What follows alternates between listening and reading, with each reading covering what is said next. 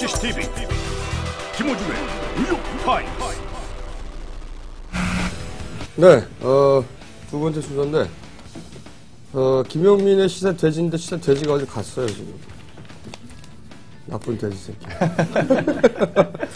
해서, 대신에, 이 얼굴을 보시는 분들은 많이 없으실 거야. 한겨레 허재현 기자라고 트위터를 하시거나, 쓸데없이 트위터를 많이 하시는 분들. 그런 분들은 허재현 기자를 아시는 분들이 많아요. 파워, 뭐라고 그러더라? 트위터 하는 사람들? 파워 트위터리안. 네. 자기 뭐. 네. 참. 네. 허재현 기자입니다. 네. 안녕하세요. 반갑습니다. 처음 보는 것처럼. 실무를, 혹시 이분의 팔로우이신 분 있어요? 다행히 없네라고 하려고 했더니 한 분 계시네요. 평소에 이분의 그 트위터 하는 거를 많이 보셨죠? 굉장히 스스로 중요한 사람인 척 하잖아. 이런 기자가 아직 있구나 라는 생각 많이 했고요. 사진이 더 멋있게 나오시고. 그러니까 할 말이 없네. 자, 그리고 오늘 나오신 작업복을 입고 나오셨군요. 꼭 그러실 필요는 없었었는데. 저희들 경상복입니다.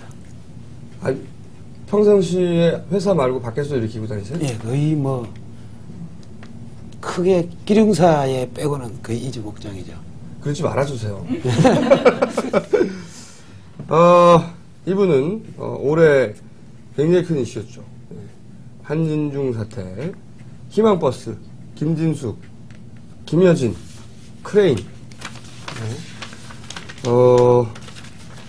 금속노조의 한진중 지부의 회장이신 거죠. 네, 차혜도 회장님이십니다. 안녕하십니까. 반갑습니다. 반갑습니다. 네. 원래 머리가 새신 거예요? 아니면 이번 일을 겪고 새신 거예요?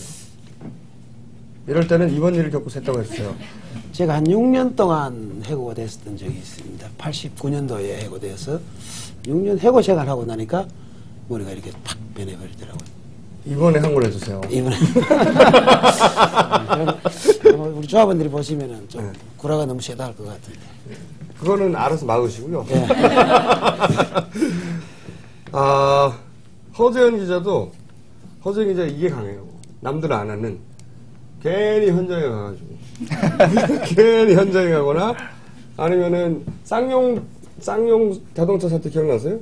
그때 왜 옥상에서 경찰 진압하고 방패로 막 찍고 그 영상이 하나 있었죠. 생각나세요? 안 나올 거야 아마. 그 영상을 유일하게 찍은 사람이 허재현이잖아요. 쓸데없이 지붕에 올라가가지고. 저는 조현우 총장이 그거 보고 사과하고 옷 벗을 줄 알았는데 오히려 승진했어요. 잘했다고. 그러니까. 그리고 또 우리 그 어버이연합 버스에 올라타서 같이 가서 취재하는 쓸데없는 짓을 많이 해요. 네, 남들이 안 하는. 이게 근데 이제 다시 이 사건으로 돌아보죠. 이제 김진숙 씨는 국제적으로 유명합니다. 국제적으로 이 진보 진영에서 진보 미디어나 사실 이런 사례가 전 세계적으로 없거든요. 사람이 어떻게 그 위에 올라가서 1년 가까이 있어요. 그렇지. 이게 말이 안 되는 건데 더군다나 이런 사건은 대부분 비극으로 끝나거든요. 슬프게. 그런데 생환도 하셨고 결과도 좋아요. 물론 지금 우리 각하 정권에서는 그래도 잡아가려고 바보같이 사람들이 기본적으로 염치가 없는 거죠. 예의도 없고 사람들에서 그렇게 진행되고 있긴 하지만 이 사태 자체는 사실상 이 진보 진영의 노동운동에 대단히 상징적인 사건으로 지목될 것 같은데. 기념비적인 네, 사건이었죠. 네. 이명박 더구나 정부 하에서 일어난 일이기 때문에 대단히 상징적인 사건인데 이게 최초 어떻게 시작된 겁니까? 설명부터 좀 해주세요. 이게 뭐 거슬러 올라가면은 사실 97년도 IMF 때부터 사실은 한진중공업의 정리해고 문제가 사실 오래된 문제죠.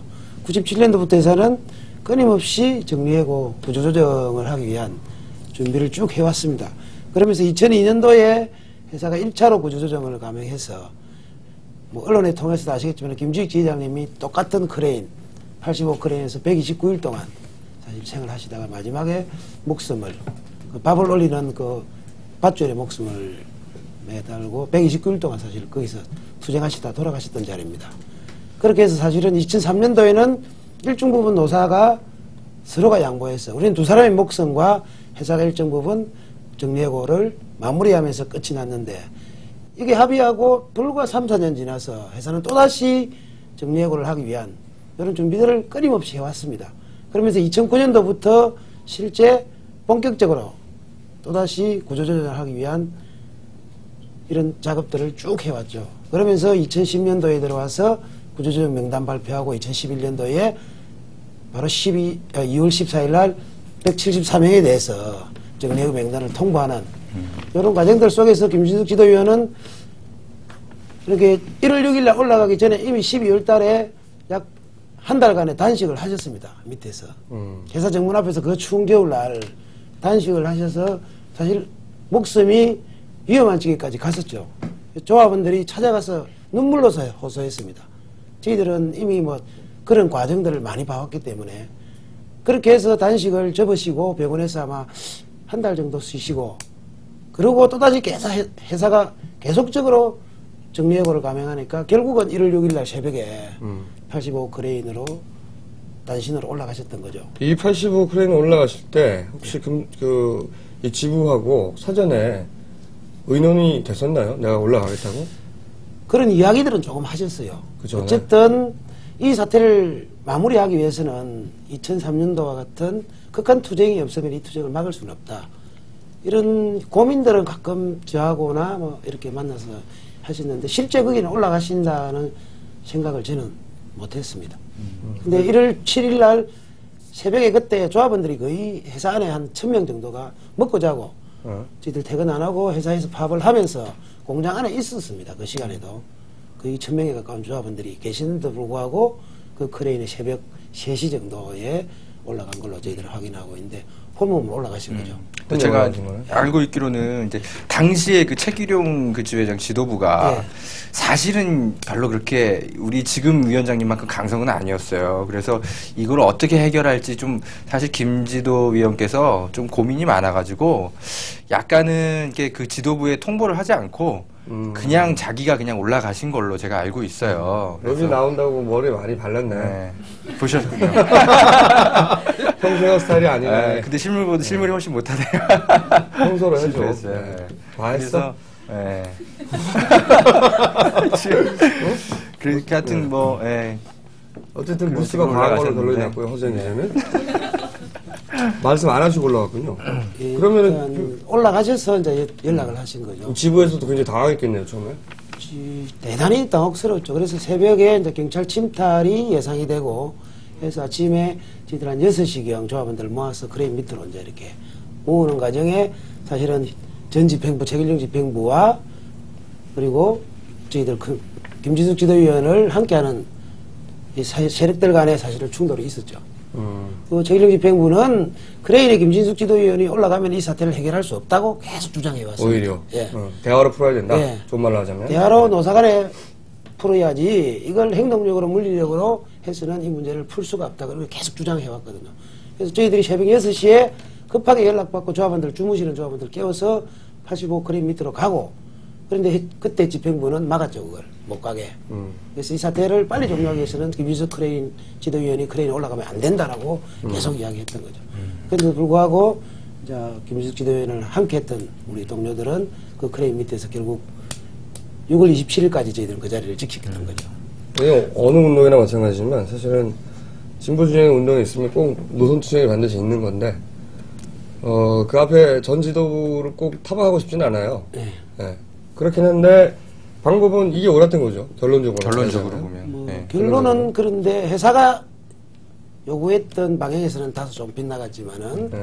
회사는 사실은 노동조합이 백기를 들고 김진숙 지도위원을 완전하게 구속시키는 그렇겠죠. 그런 시나리오를 당연히. 가지고 끝까지 갔던 거죠. 네. 회사가 그럴 수 있었던 것은 회사 뒤에서 그렇게 이 사건을 처리하리라고 시그널을 계속 주는 공권력이 있었던 거죠. 이미 이 작업을 하기 전에 많은 이야기들 나왔지만은 이명박 대통령과 조남호 회장은 같은 동문입니다. 네. 같은 고려대학교 수렵의 사이고. 거기서 또 자신을 얻었겠죠. 예, 그때부터 뭐 우리 조남 회장님은 적극적으로 이 문제에 대해서 뒤에서 밀어주는 세력들이 있으니까 잠깐 물어보겠다. 그렇게 해서 사실은 처음부터 끝까지 회사는 똑같은 방향으로 밀었던 거죠. 김진숙 의원이 사실은 상징성이 큰 게 실제로는 각하하고 싸운 거예요. 각하의 기본적인 노동 정책 전반 그 방향성하고 싸운 거죠.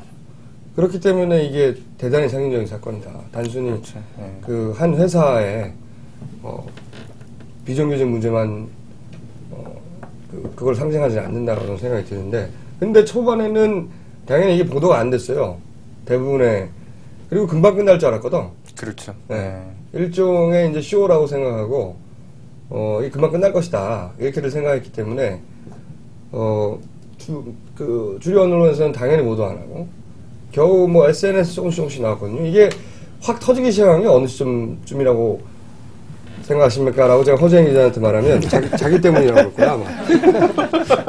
그렇지 한번 않고요. 해봐요. 사실 부끄럽게도 사실 그렇지 않고요. 1차 희망버스 때부터 이제 그렇죠. 확 이제 불이 붙기 시작했죠. 근데 이게 이제 지금 와서 제가 이제 양심 고백을 하자면 제가 이제 나중에 가서는 제가 이 문제가 해결되는데 어느 정도는 이제 많은 기여를 했겠지만 사실 처음에는 헤어스타일 바꿔!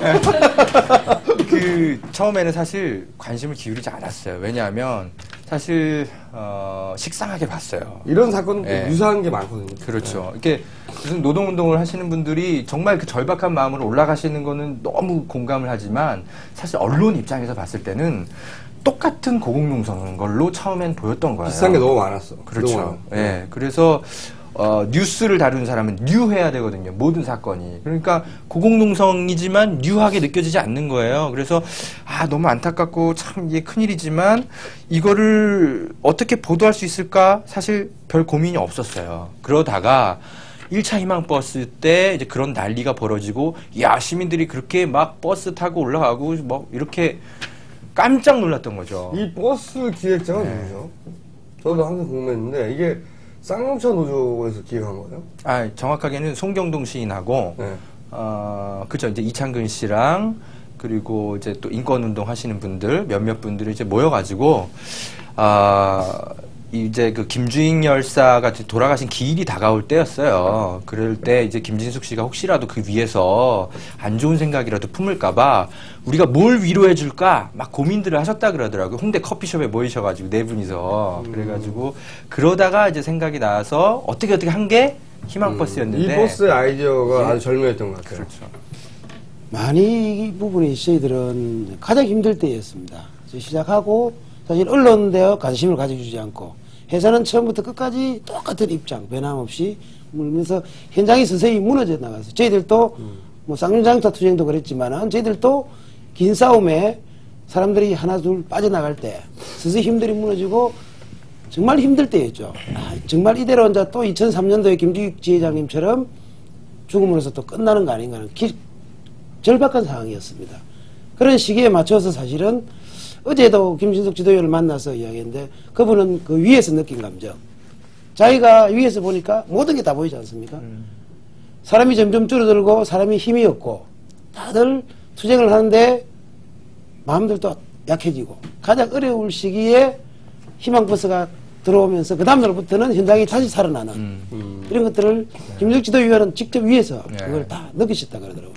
사실 희망버스에게 고마운 거는 언론도 고마워요. 왜냐하면 사실 한겨레는 이런 문제를 열심히 보도하고 싶은데 뭔가 새로운 거리가 있어야만 보도를 할 수밖에 없는데 마침 그 찰나에 희망버스가 나타나 준 거예요. 그러니까는 보도를 크게 할 수 있는 거리들을 만들어 주신 거거든요, 시민들이. 그런 점에서는 정말 희망버스가 이 언론의 관심을 불러일으켰다는 점에서 저는 정말 너무 고마워요. 저도 이어서 공식적으로 말씀드리는데 허재인 기자 헤어스타일 안 어울려요. 이게 우리 어머니가 우리 어머니 들으시면 속상해하실 텐데 우리 어머니가 추천하신 머리인데 오늘 나간다고 하니까 재현아 힘 좀 줘라 이렇게 얼굴 나가니까. 자, 허재인 기자 언팔 늘어날 것 같고요. 이 방송 나오고 나면 그렇구나. 근데 이런 얘기도 있었잖아요. 제3자 개입이라고. 그렇죠. 네. 왜냐면 한진중에 근무하시는 분이 아닌데 김진숙 지도위원이 라고 얘기하는 사람들도 있었어요. 거기에 대해서는 허수영 기자는 어떻게 생각하세요? 이게 이제 좀 기자들이 저는 좀 그 정확하게 좀 팩트들을 전달했었어야 된다고 생각해요. 허수영 기자는 잘했다 이거지? 제가 그렇죠. 정확하게. 저만. 하여튼 헤어스타일이 잘못됐어. 계속 해봐요. 제가 이 자리에서 진짜 꼭 정말 말씀드리고 싶은 게 저는 그 뉴데일리나 이런 데서 좀 받아 적었으면 좋겠어요. 뉴데일리? 그 유명한. 예. 자꾸 그 왜 외부 세력이 이렇게 오랫동안 그 크레인 안에서 농성을 하냐 이러면서 선전선동을 하고 온갖 수구 꼴통들이 그 논리를 가지고 막 블로그나 이런 데 퍼뜨렸는데 아니거든요. 김진숙 씨는 외부 세력이 아니고 정확하게 내부 세력이 맞습니다.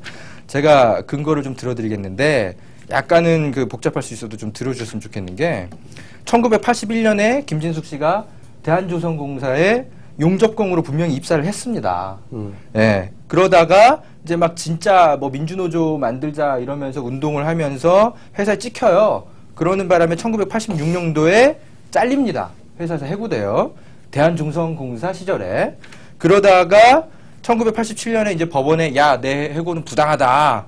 당연히 싸웠잖아요. 그래서 이제 소송을 걸었는데 당시에 법원이 뭐 제정신을 가진 법원이 아니었겠죠. 예? 군사정권 시절이니까. 그러니까 당연히 뭐 해고는 뭐 정당하다 이렇게 판결을 내려서 패소해요. 근데 당시에 이제 노동자들은 뭐 희망이 없다 이러면서 이제 항소를 안 하고 이제 그렇게 넘어갔는데 그러다가 1989년도에 이제 조선공사가 한진중공업에 인수가 됩니다. 그러니까는 어떻게 보면은 이제 회사가 바뀌어버린 거죠. 그래서 이 김진숙 씨 사건이 사실 좀 붕 떠버린 거예요. 김진숙 씨는 그 앞에서 막 뭐 복직 투쟁도 하고 뭐 출근 투쟁도 하고 그러지만 회사가 바뀌어버리니까 사실 한진중공업 입장에서는 야, 대한조선공사 시절인데 너가 왜 그러냐 이렇게 얘기 나올 수 있는 합리적 근거가 생겨버린 거예요. 좀 안타깝죠. 그러다가 2009년에 11월 달에 민주화운동 관련자 명예보상심의위원회가 이런 판결을 내립니다. 김진숙 씨의 해고는 부당하다. 왜냐? 이거는 그 민주노조 운동을 건설하다가 해고된 것이기 때문에 이것이 명확하기 때문에 해고가 부당하다고 판결해요. 그러면 한진중공업 노동자로 인정을 받은 거죠. 국가기관에 의해서. 그런데 한진중공업이 복직을 안 시켜요. 왜냐? 이 민주화 그 명예보상심의위원회 법률을 살펴보니까 사업주가 이것을 안 지켜도 처벌을 받을 수 있는 조항이 없어요. 강제조항이 아니구나. 강제조항이 아닌 거예요. 권고사항이구나. 말하자면. 그렇죠. 그러니까는 사실상 법적인 어떤 그 책임은 없는 거예요. 그러니까는 이게 이제 지금까지 문제가 해결이 안 된 건데. 그러니까 원래 직원이었다 이거죠. 그렇죠. 그것도 법원에서도 인정했고. 그렇죠. 그런데 마지막으로 이걸 말씀드려야 되는데 그럼에도 불구하고 한진중공업은 대한조선공사 시절에 해고됐던 노동자들을 자기가 고용승계해야 된다는 것을 사실상 인정하고 있어요. 왜냐? 2003년도 때 있었던 어떤 그 노사 그 단협이 있어요. 그때 참가하셨던 대표가 이제 이분이신데 뭐냐면 대한조선공사 때 해고됐던 조합원이 김진숙 씨와 박영재 씨와 김성호 씨가 있어요. 이분들이 2003년에 이제 노사가 협상을 해서 복귀를 해야 되는데 한진중공업 당시 그 이제 김정훈 사장이 이제 나와가지고 박영재 김성호 조합원은 복직을 우리가 시키겠다. 대한조선공사 시절 때 해고됐지만 하지만 김진숙 씨는 못한다. 이렇게 얘기를 했어요. 예. 그러니까 자기들이 고용승계할 책임은 있지만 못한다 그랬거든요. 이유가 뭐냐면 이게 웃긴데 경총이 부담스러워한다고 얘기를 꺼내요. 경총이. 무슨 이유인지는 모르지만 김진숙 씨가 굉장히 민주노총의 간부도 하고 뭣도 하고 막 이러니까 노조운동 열심히 할 것 같거든요. 그러니까 얘만큼은 안 된다라고 경총이 압력을 넣었던 걸로 추정이 돼요. 근데 웃긴 거는 경총은 한진중공업 입장에서 보면 외부 세력이거든요. 근데 외부 세력 보고 막 파업한다 뭐한다 이렇게 얘기하지만 실제로는 한진중공업도 외부 세력의 압력을 받아가지고 김진숙 씨의 해고를 그 복직을 안 받아들인 거예요. 웃기는 코미디인 거죠. 코미디가 설명이 너무 길어가지고 코미디가 안 됐어요. 저는 김정우 사장이 이거 해명해야 된다고 생각합니다. 그러니까 뭘 해명해야 되는지 모르잖아 사람들이 지금. 너무 길게 설명을 해가지고. 원래 이 회사 다니던 사람이다. 외부 세력이라고 하는데 그런데 회사도 외부 세력 개입하지 말라고 하는데 외부 세력인 경총의 영향을 받는다 이 얘기잖아요. 짧게 해줘요. 김정우 사장이 그렇게 해명을 했습니다. 그렇구나. 그리고 이분한테 했어요. 이분한테. 그리고 제3자 개입 금지 조항이 이 자체가 웃긴 거예요. 이게 사실은 전두환 시절에 만들어진 거거든요. 이게 전두환 시절에 만들어진 것이고, 김영삼 시절에 이것의 위법성에 대해서 구체적인 지적이 있었어요. 실제 제3자 개입이 조항이 웃긴 것이 그 정신 자체가, 이 노동자는 자본에 대해 상대적으로 약하니까 연대에서 싸워서 이기겠다는 게 이 노조의 정신이거든요. 그러니까 이 노조는 제3자가 아니야, 기본적으로. 당사자지. 이 사람은 제3자가 아니라고요. 우리나라에서만 이 조항이 있어요. 네. 그것도 사실상 사문법에 가까운 건데. 우리 사회 현장에서 소수자들과 연대하며 실천 철학의 모범이 되고 있는 철학자 고병권 선생의 철학책 생각한다는 것, 예, 게싱한다는 것, 예. 너무 학교에서 예, 협찬합니다. 자, 이 진짜 뉴욕 타임스 칼럼니스트 데이비드 브룩스, 그 보보스로 전 세계 지적 돌풍을 일으켰던 저자의 최신작, 무엇이 우리를 행복과 성공의 길로 이끄는지 궁금하시다면 이 노란 책 데이비드 브룩스의 소셜 애니멀 많은 관심 바라겠습니다. 그래서 김진숙 의원이 거기 계실 때 무슨 생각했대요? 저는 그게 궁금해요. 그 사람하고 접촉이 없잖아요, 오랫동안. 조금만 움직여도 떨어지는 공간이고 대단히 불편하고 춥고. 처음 올라가서는 처음에는 그랬답니다. 너무 외롭고 1월 6일 올라가서 참 추웠습니다. 날씨가. 크레인이 24시간 흔들리는 건. 바람이 불면 돌기도 하고. 얼마나 무섭겠어요, 게다가 춥고. 흔들리고 처음에는 무서워서 못 느꼈는데 한 일주일 지나니까 이 멀미를 자꾸 하더라고요. 왜 멀미를 할까 해서 보니까 크레인이 하루 종일 움직이는 거예요. 35m에 특히 그렇겠죠. 바람, 겨울 바람이 흔들리겠죠. 바닷가니까. 이 멀미를 2달 보름 동안 멀미를 했답니다. 계속 구토하고 어지럽고 누워있어도 빙빙빙 돌아가고 2달 반에 딱 지나니까 신기하게도 멀미를 안 합니다. 그래서 고공에 이미 이제 익숙했다는 거죠. 안 합디다는 본인이 하는 말이에요. 안 했다 그럽니다. 예. 그래서 그렇게 적응하고 있다가 이제 309일 만에 내려왔는데 땅을 딱 밟는 순간부터 멀미를 하기 시작해요. 지금까지. 지금 벌써 한 달이 넘었죠. 병원 생활을 하고 계시는데 지금도 이렇게 누워있으면 계속 흔들린대요. 그렇겠죠. 이걸 땅 멀미를 하는 게 더 오래 간답니다. 뱃사람들이 원래 그렇거든요. 예. 네. 그래서 지금은 땅 멀미를 하는데 버스를 못 타요. 자가용도 못 타고 걸어가면 땅이 흔들린답니다. 그래서 오늘도 꼭 오고 싶었는데 사실은 뭐 움직일 수가 없어요. 이동할 수 있는. 예. 그래서 저희 회사에 한번 저번에 가데이하고 들어오신다 그랬는데 거기서 오는데 3시간 걸렸어요. 버스 타면 자가용 타면 한 20분 걸리는 거리인데. 걸어가서 가요. 걸어오다가 차 타면은 네. 또 몇 번 못 가서 또 내리고. 그래서 걷다가 타다가 걷다 타는데 3시간 걸려서. 뭘 못 가세요? 몇 발자국 못 가고 또 차를 탔다가 또 차를 타면은 얼마 못 가서 또 내리고. 그걸 수십 번 반복해서 와서 이번에도 이제 어제 병원을 옮겼습니다. 저쪽에 다른 병원으로 이제 이 뼈가 거의 지금 많이 약해져 있대요. 전반적으로 단식을 하고 아까도 말씀드렸지만 민주화 투쟁하면서 지금은 이제 안기부죠. 보안대 끌려가서 엄청난 고문을 많이 받으셨거든요. 그 소금꽃나무에 보시면 거기 자세한 내용들이 실려있는데 그때 다쳤던 이 뼈들하고 이런 것들이 지금 이제 50대 넘어서면서 대단히 지금 거의 70대, 80대 할머니 몸처럼 이렇게 돼요. 의사님들이 보시고 도저히 이대로는 안 된다 해서 지금 어제 다른 병원을 옮겼는데 병원을 옮기면서 아마 대단히 많이 고생을 하셨다는. 그래서 오늘 전화 통화를 좀 사실 하려고 그랬는데 도저히 뭐 전화 받을 힘도 없다는 그런 정도까지 사실은 많이 악화되어 있습니다. 그런 분을 검찰이 구속해서 수사를 하려고 했어요. 네. 예, 치료가 필요한데도 정말 하여튼 어이가 없고. 근데 참 저는 그분이 참 대단하다는 생각이 드는 게 저는 오래전부터 사실 통화를 해왔던 이제 기자인데 김진숙 씨랑. 근데 5월 달쯤부터 통화를 해왔는데 제가 늘 물어봤거든요. 건강 괜찮으시냐? 아픈 데 없으시냐? 이렇게 물어보는데 늘 괜찮다고만 얘기를 하시는 거예요. 그래서 나는 정말 뭐 진짜 괜찮은가 보다, 견딜만 한가 보다, 그러니까 이렇게 얘기하시겠지라고 생각을 했는데 아니었던 거예요. 지금 와서 보니까. 본인도 그렇게 이야기를 하시더라고요. 정말 참 그분은 위에 있을 때는 긴장을 하고 막 이래서 아픈 데가 없었기 때문에. 내려오실 때도 건강하게 내려오셨고 제가 제일 먼저 이제 손을 잡고 병원으로 같이 모셨는데 자기는 건강한 줄 알았습니다. 근데 긴장이 딱 풀리면서 그렇겠죠. 모든 게 이제 풀어져 버린 거죠. 309일 동안 긴장하고 있던 부분이 확 풀어지면서 거기서 뭐 제일 하고 싶었다거나 뭐 이런 건 없었대요? 목욕이 제일 하고 싶었답니다. 거기 물이 사실은 거의 말통 그리고 한 2대짜리 이런 데 물을 올려주면은 네. 그걸 가지고 사실은 모욕을 했거든요. 겨울에야 이제 따신 물 조금 올려주고 여름에는 거기가 거의 철판으로 된 데서 회장님, 예. 따뜻한 물이요. 따신 물 말고.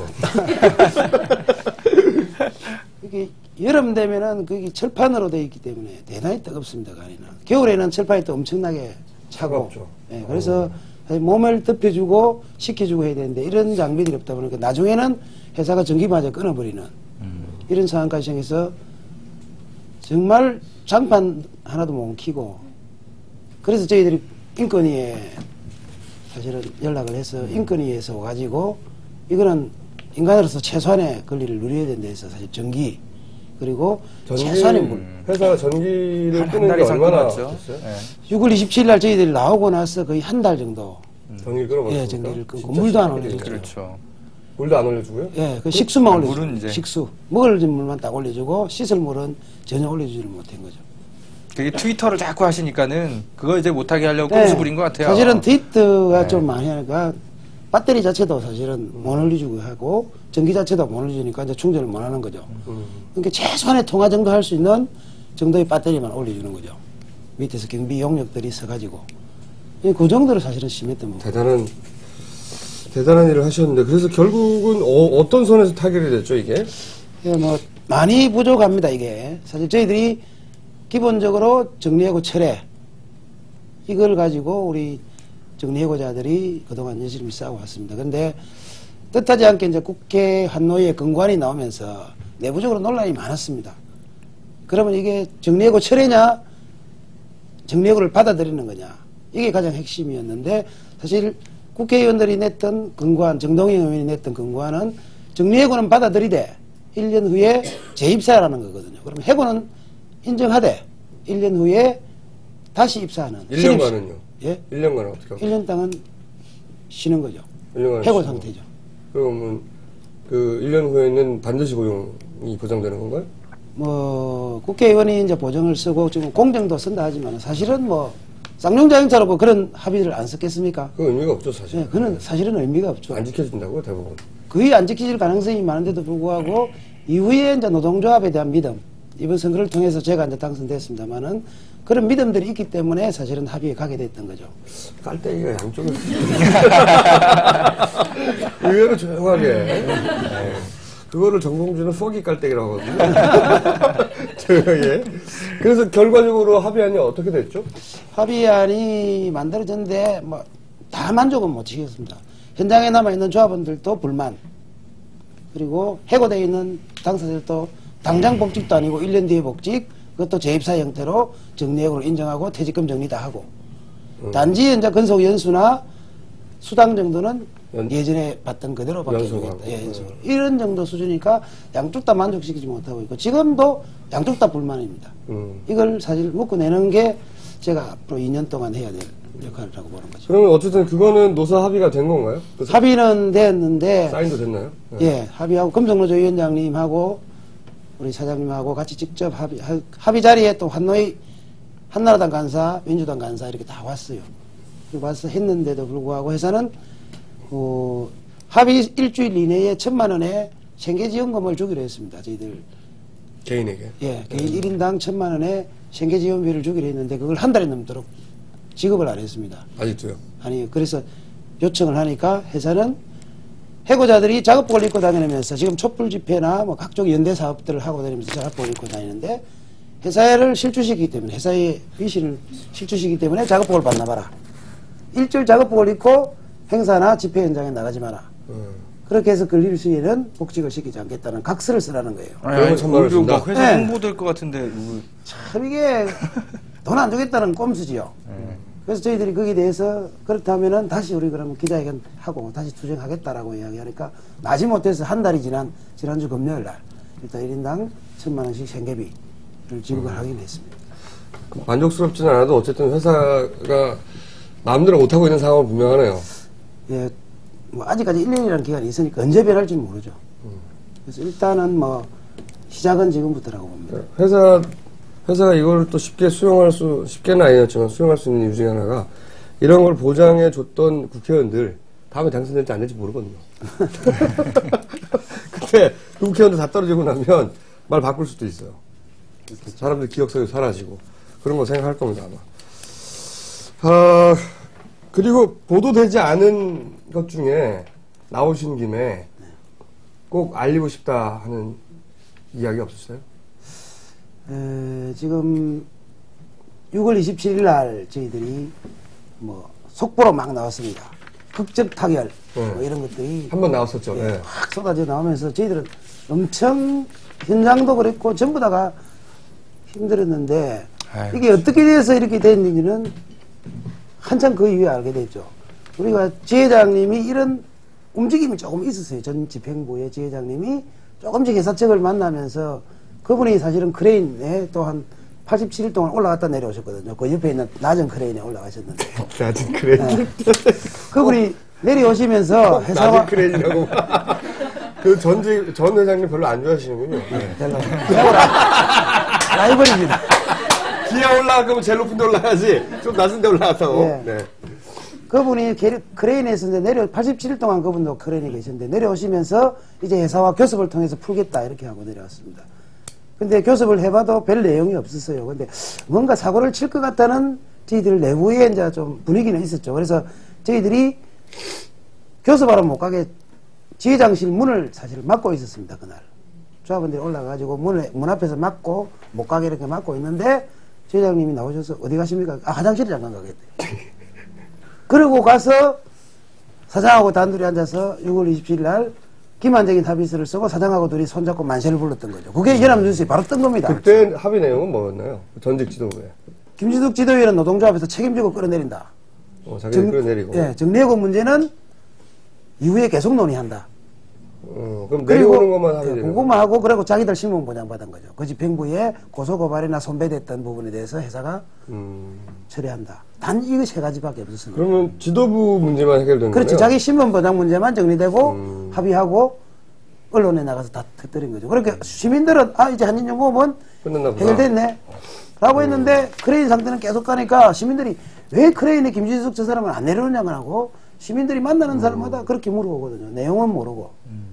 그렇게 하면서 이 문제가 더 어렵게 갔던 게 6월 27일이 가장 또 한 고비를 넘기는 과정들이었어요. 조금만 더 내부적으로 투쟁을 배치하고 싸웠더라면 그때 끝날 수 있었을 건데 회사도 그때가 중요한 시기였어요. 이걸 그렇게 합의함으로써 다시 11월 달까지 넘어가는 이런 과정까지 넘어가게 됩니다.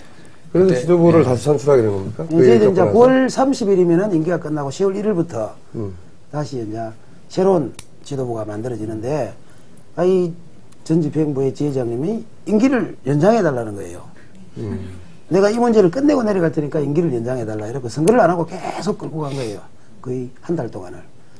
그렇게 해서 대의원들이 막 서명하고 조합원들이 막 문제 제기하고 하니까 부랴부랴 이제 10월 중순에 사실은 10월 14일 날 선거를 한 거죠.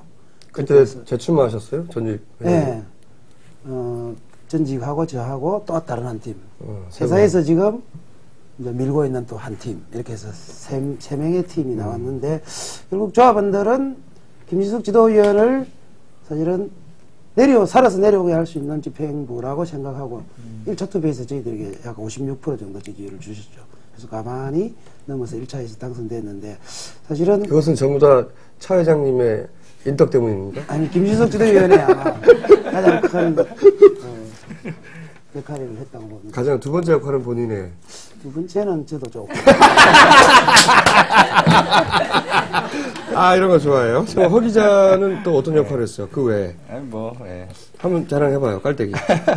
저는 일단 언론인의 한 사람으로서 나왔기 때문에 사실 저는 반성하고 좀 미안하다는 마음을 사실 전달하고 싶어서 나온 거고요.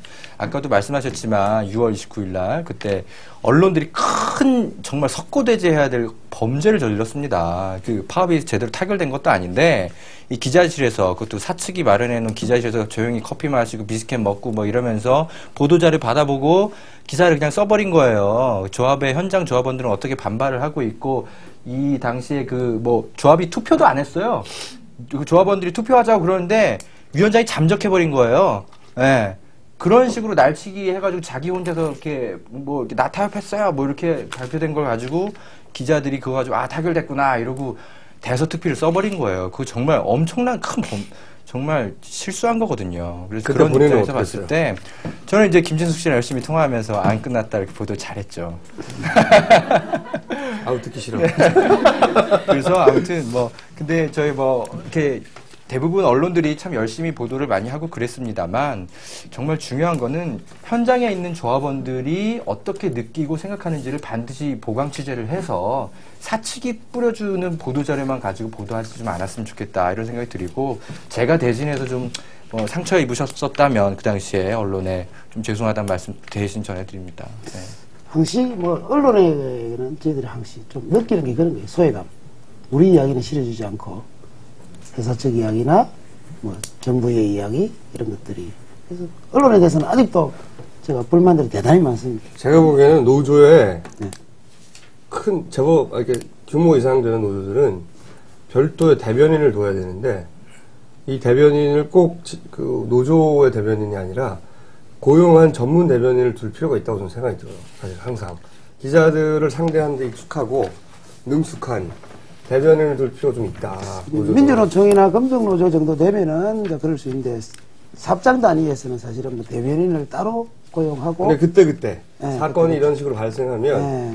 그게 뭐 그 상시로 두는 큰 규모가 아니라 기자들도 기자들이 기사 쓰기 좋게 그 사안을 정리해주는 사람들을 상대하기 좋아하거든요. 회사는 기본적으로 이제 홍보팀도 있고 하다 보니까 보도 자료라는 것도 나오고 기사 쓰기가 좋아요. 상대하기가 좋고 제가 대접받는 기분이 들거든요. 거기 들어가면. 그러니까 그쪽 꼭 사측의 견해를 더 중시해서가 아니라 자기들한테 더 쉽게 들어오는 거예요. 이 모든 내용들이. 그런 면도 있습니다. 네, 저희들도 나름대로는 뭐 준비해서 교육선전부장이 보도자료를 교육선전부장이요? 네. 바꾸세요. 이름을. 교육선전부장. 대변인 이런 걸로. 그리고 그분은 현장에서도 양복 입거나 정장 입고 나와서 세련되게 할 필요가 좀 있다고 생각이 듭니다. 네. 다행히도 김진숙 지도위원이 있었고 김여진 씨가 있었어요. 김여진 씨도 큰 역할을 했죠. 그래서 이제 한겨레 같은 경우는 다행히 그분들의 도움을 얻어서 균형 감각을 갖춰서 이런 반발하는 움직임도 있다는 걸 함께 전달할 수가 있었는데 아무튼 참 그분들의 도움이 참 컸습니다. 네, 두 분의 시너지가 아주 좋았어요. 네, 저희들도 감성적으로 이 사건을 전달했고 지금까지는 쭉 보면은 사실 조직된 노동자들이 함께 해왔는데 저희들 희망버스를 보면서 사실은 일반인들이나 연예인들은 물론 정치인들은 목적의식적으로 사실 올 수밖에 없죠.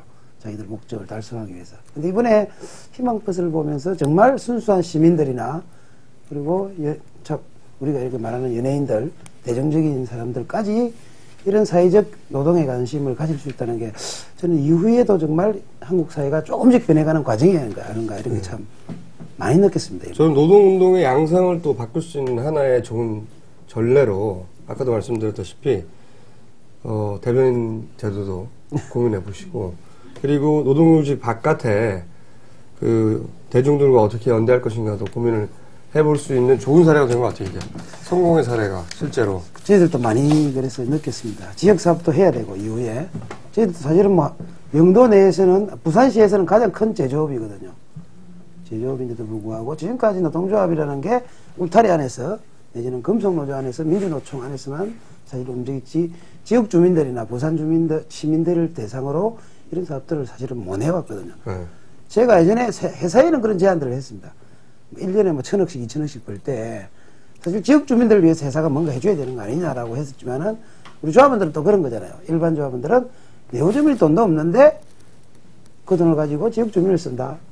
이런 문제제기는 있습니다. 실제 이제는 노동조합도 회사와 더불어서 지역 주민들과 함께하는 이런 사업들을 해나갈 필요가 있다라는. 이제 노조라는 게 별게 아니라 기본적으로 그 시민이었던 사람이 노동자가 되는 거고 그 사람이 일자리가 위협에 당하면 이제 스스로 뭉쳐서 이런 싸움을 하는 거잖아요. 이해시킬 필요가 있는 거죠. 다 별도의 조직이 아니고 우리나 당신이나 똑같은 사람들이라는 걸. 그런 노력이 그동안 노조는 좀 부족했죠. 네. 근데 이번 사례는 여러 가지로 연구 사례가 노동계 내부에서 될 것 같아요. 결국 이 문제를 해결한 건 노조가 버틴 것도 있지만 밖에서 결국은 사람들이 이 사건을 이해하고 이거 사람이 저 정도까지 가면 안 되는 거 아니야? 라고 하는 정서 공감대가 이루어진 거거든요. 그러면 김진숙 의원은 어떻게 되는 겁니까, 이제? 치료를 받고 나서. 검찰이 구속되는 겁니까? 재판은 아직 진행 중이지 않고 조사 중에 있고요. 일단 병원에서 한 차례 조사를 받았는데 아마 계속 조사는 더 보강 조사가 될 것 같아요. 아직 기소되지는 않았죠? 불기소됐습니다. 아, 불기소됐어요? 예, 원래 이제 구속영장 청구했다가 기각돼가지고 불기소로 지금 돼 있고 아마 지금 조사를 보강조사해서 곧 아마 재판은 진행될 것 같은데 재판 중에 뭐 구속이 될지 안 될지 이명박이가 이제 정권 말기니까 좀 쉽게는 구속은 못 시키지 않을까. 이명박이가요? 네. 구속은 어렵겠죠, 이 정도 상황을 가지고. 구속하면 또 다른 또 사건을 만드는 건데. 네.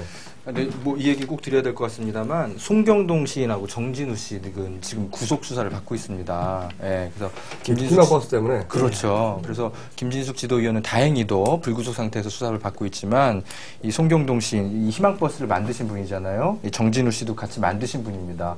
이 두 분을 꼭 좀 기억을 좀 잘 해주셨으면 좋겠습니다, 시민들이. 예. 한번 방송에 다뤄야겠죠. 오늘 여기까지 하겠습니다. 그리고 마지막으로 책. 네. 한겨레 기자가 쓴 거라고 하라고 한 거잖아. 네, 그렇죠. 우리 제목이 뭐예요? 한겨레에서 그 이순혁 기자라고 한겨레 지난 21, 시간에 나왔던 예, 검사님의 속사정 이런 책이 나왔대요. 여기까지 하겠습니다. 감사합니다. 네. 감사합니다.